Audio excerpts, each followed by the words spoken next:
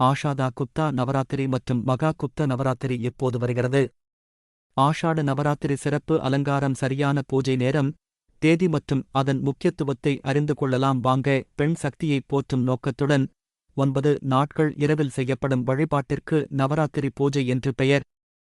அசுரனை வதம் செய்து அம்பிகையை உலகத்தைக் காத்தது போல் நவராத்திரியில் விரதம் இருந்து அம்பிகையை வழிபட்டால் நம்முடைய வாழ்க்கையில் நம்மை கஷ்டப்படுத்திக் கொண்டிருக்கிற பலவித துன்பங்களான அசுரர்களை அழித்து நம்மையும் அன்னை காத்திடுவாள் என்பது நம்பிக்கை. ஆஷாட நவராத்திரி பற்றி முழுமையாக அறிந்து கொள்ளலாம். வாங்க வீடியோக்குள்ள போகலாம். இந்த வீடியோவை ஸ்கிப் பண்ணாம முழுசா பாருங்க. இது வரைக்கும் நீங்க நம்ம சேனலை சப்ஸ்கிரைப் பண்ணலனா மறக்காம சப்ஸ்கிரைப் பண்ணிருங்க. வாங்க வீடியோக்குள்ள போகலாம். ஆனி மாதத்தில் வரும் ஆஷாட நவராத்திரியை வாராகி வழிபாட்டிற்குரிய விழாவாக தென் மாநிலங்களிலும் துர்க்கை வழிபாட்டிற்குரிய விழாவாக வட மாநிலங்களிலும் மக்கள் கொண்டாடுகிறார்கள்.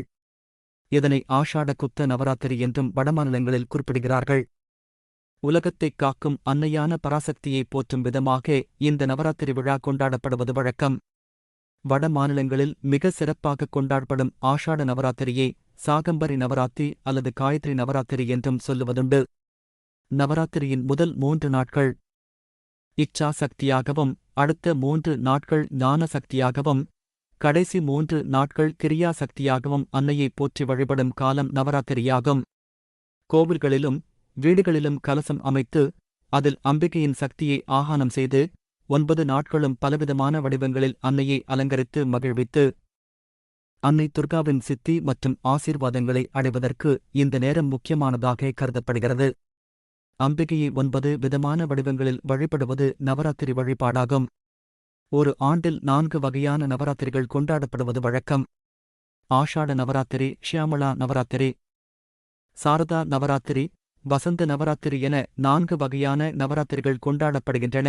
நவராத்திரியின் 9 நாட்கள் உண்ணாவிரதம் இருப்பதும், சடங்குகளின்படி துர்காவை வணங்கினால் ஆசீர்வாதம் முழுமையாக கிடைக்கும்.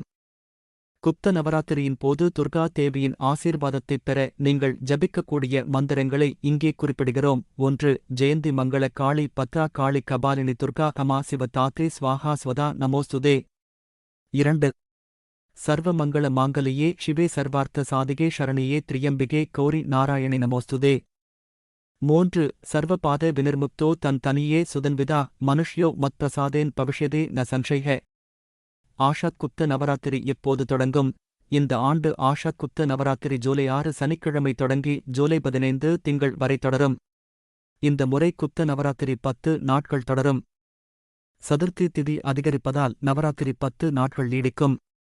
மகாவித்யா பூஜைக்கு அர்ப்பணிக்கப்பட்ட குப்த நவராத்திரி மா துர்காவை வணங்குவதற்கு பல விதிகள் உள்ளன. நவராத்திரி திருவிழா வருடத்திற்கு 4 முறை கொண்டாடப்படுகிறது. குப்த நவராத்திரி மாக் மாதத்திலும் ஆஷார் மாதத்திலும் வருகிறது.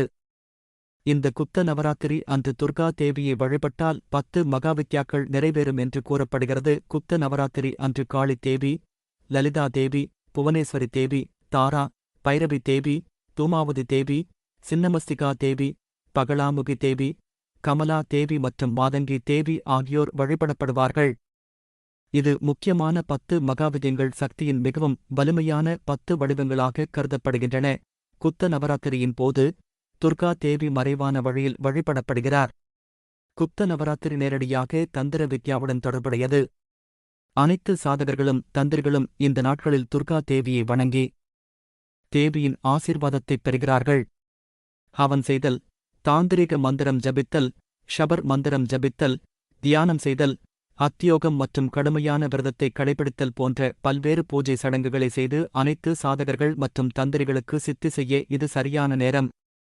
குப்த நவராத்திரி 2024 பூஜை சடங்குகள். 1. பக்தர்கள் அதிகாலையில் எழுந்து எந்த பூஜை சடங்குகளையும் தொடங்கும் முன் புனித நீராட வேண்டும்.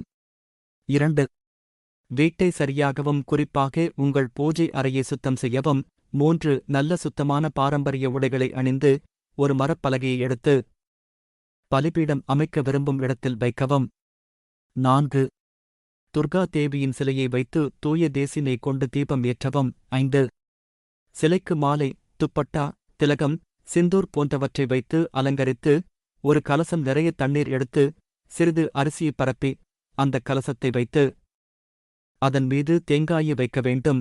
6 விக்கிரகத்தை அழைக்க வேத மந்திரங்களை உச்சரிக்கவும், பின்னர் சிலையின் ஆசீர்வாதத்தைப் பெற பூஜை செய்யவும். 7 நாள் முழுவதும் உண்ணாவிரதத்தை கடைப்பிடித்து, மாலையில் உண்ணாவிரதத்திற்கு பரிந்துரைக்கப்படும் சத்திக் உணவைக் கொண்டு நோன்பை விடுங்கள். 8 மாலையிலும் அம்மனுக்கு பூஜை செய்து ஆரத்தி செய்ய வேண்டும். நவராத்திரியில் வராகி அம்மன் ஆசி பெற வேண்டுமா? நவராத்திரி வரும் நாள், தேதி மற்றும் சமஸ்கிருதம் அனுசரிக்கப்படும் நாள். தேவி வழிபாடு பற்றி காண்போம். 1 ஜூலை 6 2024 சனிக்கிழமை, பிரதிபதா, கதஸ்தாபனம். ஷெய்ல்புத்ரி பூஜை. 2 ஜூலை 7 2024 ஞாயிற்றுக்கிழமை, விதியா, பிரம்மசாரிணி பூஜை. 3 ஜூலை 8 2024 திங்கட்கிழமை, திருதியை, சந்திரகாண்டா பூஜை. 4 ஜூலை 9 2024 செவ்வாய், சதுர்த்தி, கூஷ்மாண்ட பூஜை. 5 ஜூலை 10 2024 புதன், பஞ்சமி, ஸ்கந்தமாதா பூஜை. 6 ஜூலை 11 2024 வியாழன், ஷ்டி, காத்யாயனி பூஜை. 7 ஜூலை 12 2024 வெள்ளி, சப்தமி, காலராத்திரி பூஜை. 8 ஜூலை 13 2024 சனிக்கிழமை, அஷ்டமி, துர்கா அஷ்டமி, மகாகௌரி பூஜை, சந்தி பூஜை. 9 ஜூலை 14 2024 ஞாயிற்றுக்கிழமை, நவமி, சித்திதாத்ரி பூஜை. 10 ஜூலை 15 2024 திங்கட்கிழமை, தசமை, நவராத்திரி பரண. வீடியோவில் ஏதேனும் தவறு இருந்தால் குறிப்பிடவும். நன்றி. அடுத்த ஒரு ஆன்மீக தகவலுடன் மீண்டும் சந்திப்போம். வீடியோ பிடிச்சிருந்தா மறக்காம லைக், ஷேர், சப்ஸ்கிரைப் பண்ணுங்க. உங்களுக்கு 1000 வருடம் பழமையான கோவில்கள் பற்றி தெரிந்து கொள்ள வேண்டுமா? இல்லை என்றால் உங்கள் ஊரில் உள்ள பழமையான கோவில்கள் பற்றி தெரிந்து கொள்ள வேண்டுமா? அப்போ மறக்காம கமெண்ட் பாக்ஸ்ல போய் கமெண்ட் பண்ணுங்க.